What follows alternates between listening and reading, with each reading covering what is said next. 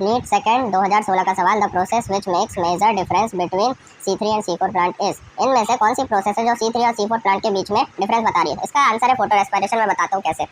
देखो photo respiration ये दिया। देखो इन C3 प्लांट्स सम O2, थोड़ा सा ये O2 बाइंड कर जाता है रुबिस्को के साथ। पहले ये CO2 के साथ बाइंड कर रहा था, यानी कि CO2 का इसमें फिक्सेशन हो रहा था, पर अब CO2 का फिक्सेशन डिक्रीज हो गया। क्यों? क्योंकि O2 का फिक्सेशन बढ़ गया रुबिस्को के साथ। अब यहाँ पे देखो रुबिस्को अगर CO2 के साथ जुड़ता तो 2 मॉलिक्यूल ऑफ PGA बनाता।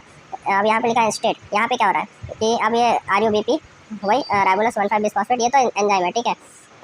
ये अब O2 आ गया, O2 आ गया तो अब ये 2 मॉलिक्यूल ऑफ PGA ना बना करके अब ये क्या बना रहा है? Phospho glycerate and phosphoglycolate, 2 carbon का। इसी को कहते हैं फोटो रेस्पिरेशन।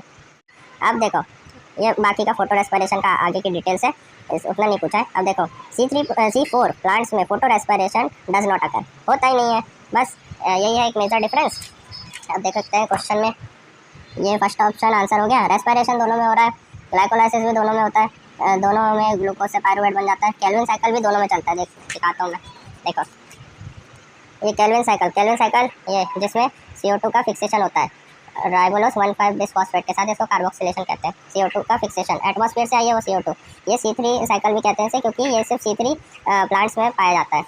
अब देखो C4 पाथवे, इसका डायग्राम क्या है ये, इसको हैच एंड स्लैग पाथवे भी कहते हैं। इसमें CO2 का फिक्सेशन देखो कैसे होता है, यहाँ से पूरा मैकेनिज्म चलता है। यहाँ पे है केल्विन साइकिल, वो जो गोल वाली थी ना वो यहाँ पे है।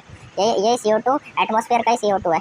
ये अंदर जाके इसका कार्बोक्सिलेशन होता है। ये राइबोलोस 1,5 बिस्फॉस्फेट के साथ चिपक के, मतलब उससे रिएक्ट करके कार्बोक्सिलेशन होता है, फिर ये केल्विन साइकिल चलता है। ये तो केल्विन साइकिल की बात हो गई, पर अपना आंसर तो 1 आ गया है, ठीक है, फोटो रेस्पिरेशन।